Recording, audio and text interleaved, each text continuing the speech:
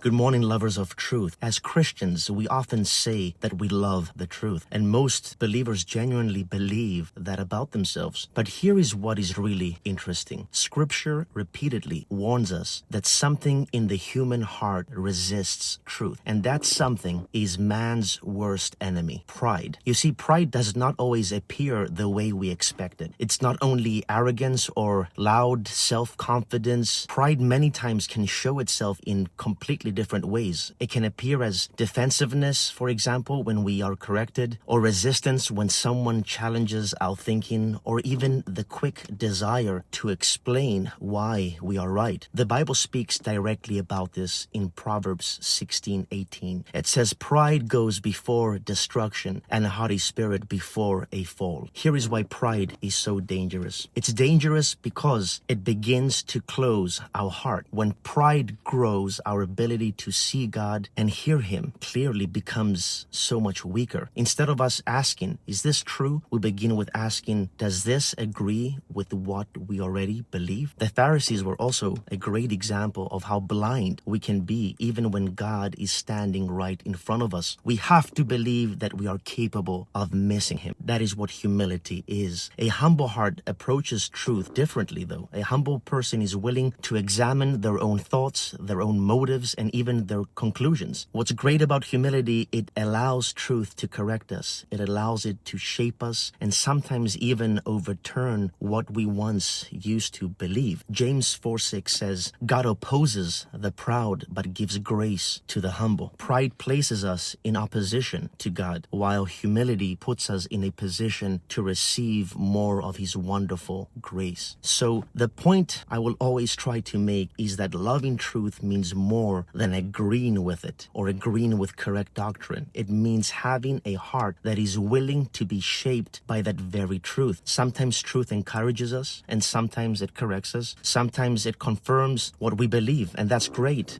But there are times it exposes where we need to grow. If we truly love truth, we must also love humility, because humility keeps our heart open before God. So the real question for us is not simply whether we just know the truth. The deeper question is whether our hearts are humble enough to receive it again and again today. Like, share, and subscribe. Let's continue making the truth known. Let God humble us today. Have a blessed day.